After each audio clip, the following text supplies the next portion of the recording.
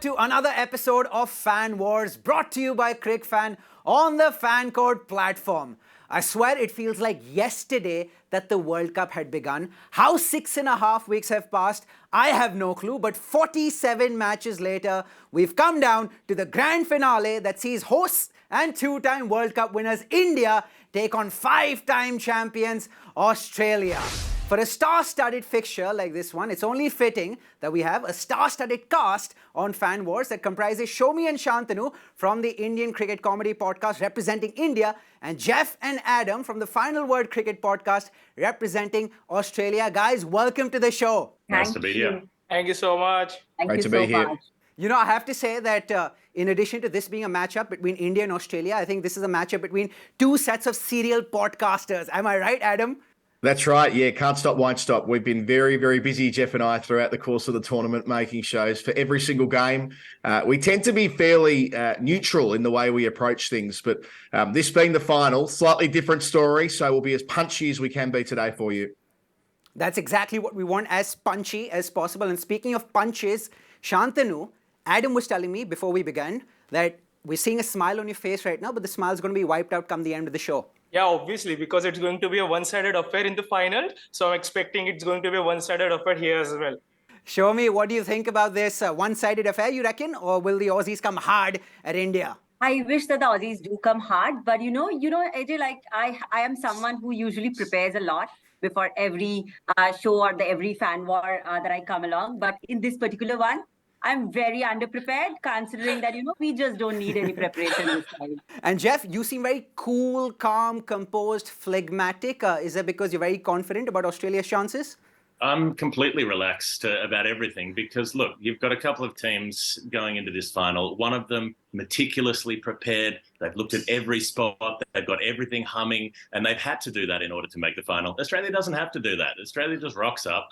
They pull a few performances out of somewhere that we won't mention. Oh, Travis Head's got a broken hand. That's fine. He'll come back halfway through the tournament, smash a few hundreds, take a few wickets. Someone will do something. Maxi will make 200. Mitch Marsh will make 177. We don't need to plan. We don't need to prepare. Australia just makes finals and wins finals. That's how it works. It certainly will be a lot of fun, as you mentioned, but I think it's going to be a lot more fun if you guys who are watching back at home get involved in the debate as well. How can you get involved?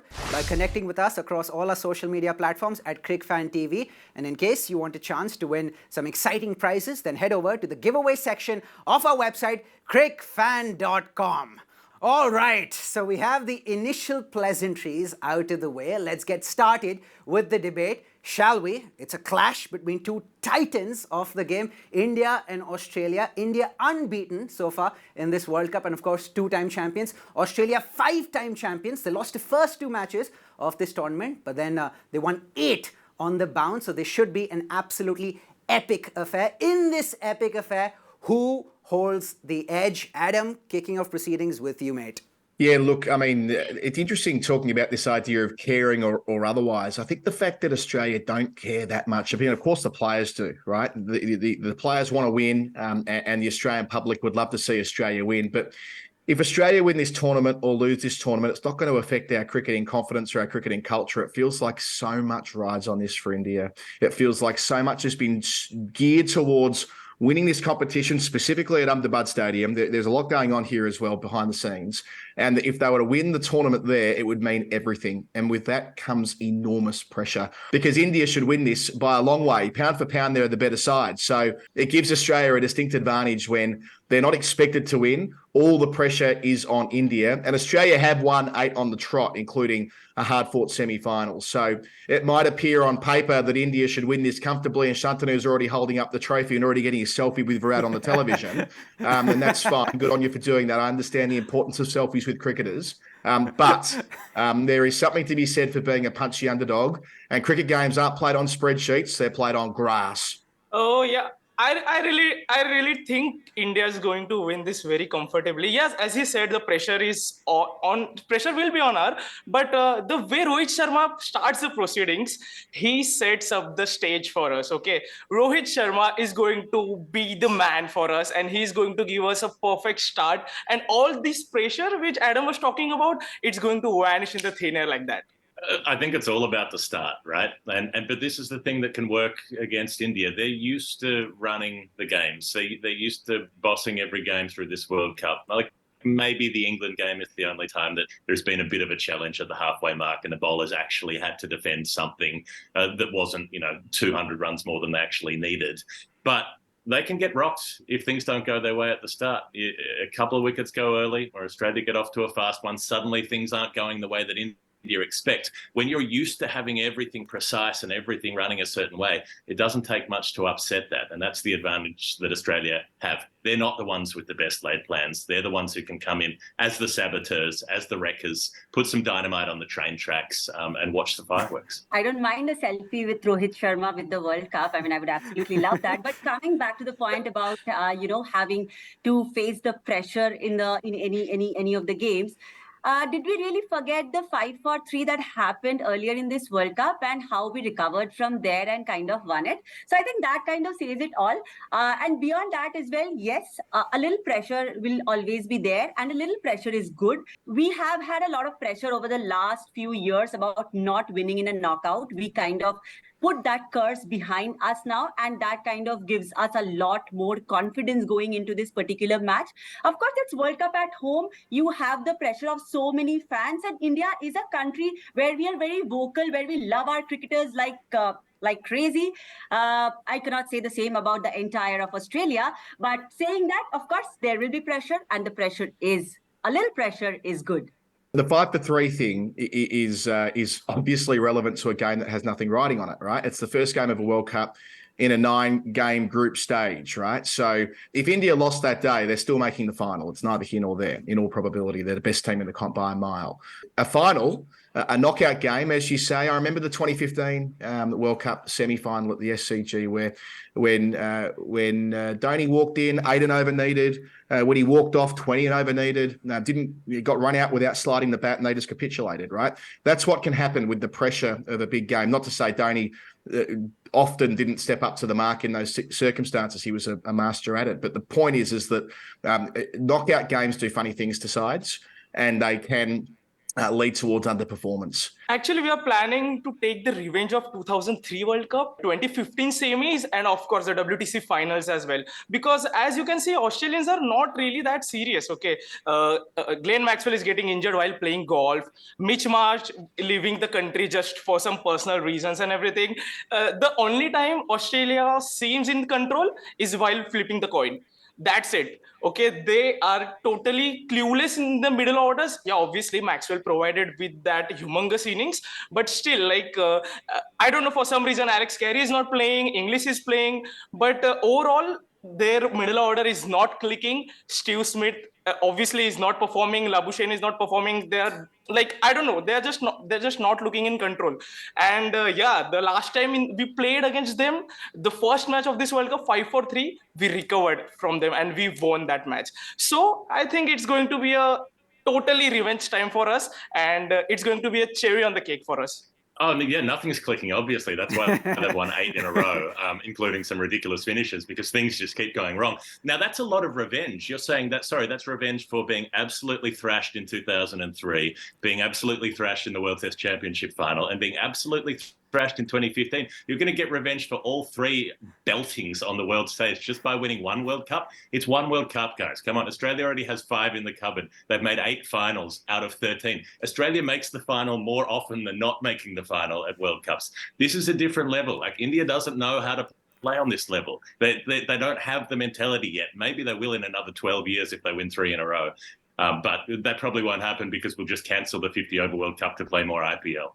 Well, I'm absolutely loving it. The debate's getting heated, fiery, feisty, intense. And I think you guys can contribute to the flavor of the debate by connecting with us across our social media platforms at CricFanTV. Join in the debate, give your opinions as well, no matter how radically honest or unpopular those opinions might be. And along with that, you can head over to the giveaway section of our website, cricfan.com, for a chance to win some amazing prizes. Now, moving back swiftly to the debate, topic number 2 pertains to a matchup between India's informed top order and Australia's lethal and gun new ball bowling attack. who amongst the two sets will come out on top in this final. Jeff, we'll kick things off with you. Well, we saw Australia's opening quicks finally bowl at their best in the semi-final, and that's what you want to be doing. You want to be reaching that peak at the right point of the competition. 10 runs off the first 8 overs? South Africa were nowhere. Even before they lost the third and fourth wickets, they were pretty much out of that game. Mitchell Starc's got 62 World Cup wickets now. He's the third most in the history of the tournament. So, look, Australia's quality off the top with the ball is what can set things up, because India are used to having a nice start, a nice quick 45 from Rohit before Virat can come in and just tick singles around for 100 off 105 balls. But it's not going to be that easy. But you cannot bowl short balls because Rohit Sharma owns the short ball. He's going to thrash you guys. And the start which you talked about, you never know. He might continue that. He might get a century in the finals. Because guess what? In the World Cup finals, Indian captains always click. I would flip it and talk about Australia's fast bowlers, how chilled they were in the chase. I mean, I can't stress this point enough. If Australia win the World Cup on Sunday or not, it's not going to change Pat Cummins and Mitchell Starc's lives that much. They're champions of the game. It'll be a lovely cap on their white ball careers, but they're world champions in the 20-over format, in the 50-over format. It'll be lovely to happen. They'll be pumped up to do it. They'll leave no stone unturned. If India don't win the World Cup, it'll be carnage. You will turn on them because you do. That's what happens. When India players don't perform in big games, it is brutal. I've seen the way that all this love for KL Rahul across the course of this tournament, the way that guy's been thrown under the bus. I've seen it over multiple generations where these Indian players know that if they don't perform on Sunday, that it will offset all the good they've done in the lead up to this final. So I think that's where Australia's comparative advantage lies. They've got them pairing at the right time. It is the Ferrari with Starc and Hazelwood and Cummins bowling in concert. And then Adam Zampa, who's been a leading wicket taker in the tournament, bowling to a whole bunch of right-handers who'll like that matchup, and Glenn Maxwell as the fifth bowler, working in tandem with Travis Head. But we know it'll be whichever pitch the BCCI choose for it to be. So presumably it'll be a very used pitch in keeping with what we saw a couple of days ago. And that doesn't matter, by the way. They would have beaten New Zealand regardless of what the surface was. It was an unnecessary flex. And assuming the same will happen in Ahmedabad, you probably wouldn't mind having Travis Head and Glenn Maxwell working as the fifth bowler for Australia. So they're matched up pretty well because India's batters have been untouchable so far. The way they toyed with New Zealand was even more advanced than the way they toyed with the Netherlands 5 days earlier. Adam, what's your definition of chill? They lost 7 wickets, chasing just 213.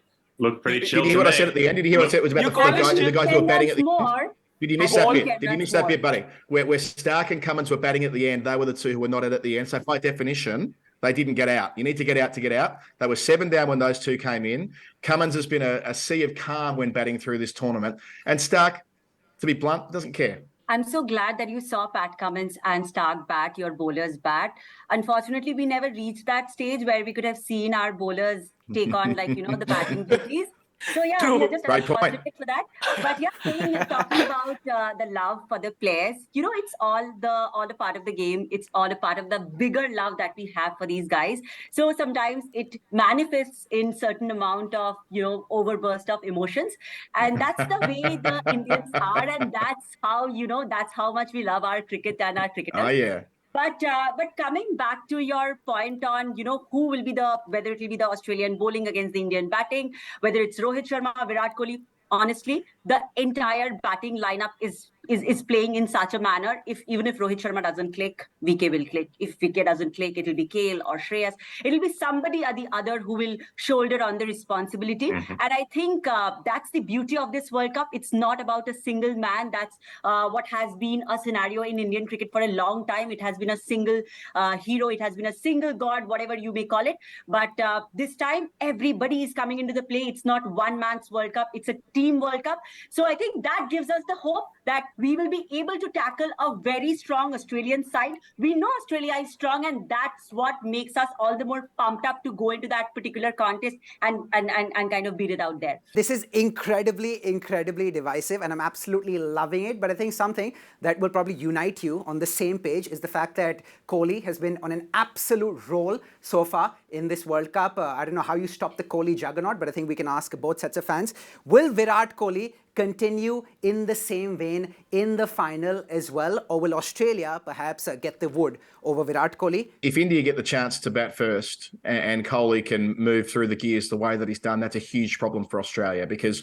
it's like he starts his new innings from where he left off the previous one at the moment. And yeah, sure, he bats at a much lower strike rate compared to his colleagues, but that's the luxury you've got when most of India's top 7 bat at a strike rate of 120 plus. So that enables Kohli to work in third or fourth gear for much of it and dictate terms and, make sure he reaches his milestones and so on. And I know that's a big part of the culture, that milestones mean everything. I get all of that. So we've learnt that in our YouTube comments through the course of the tournament, that Kohli making hundreds is very, very important to the psyche of the country and the team. Acknowledged.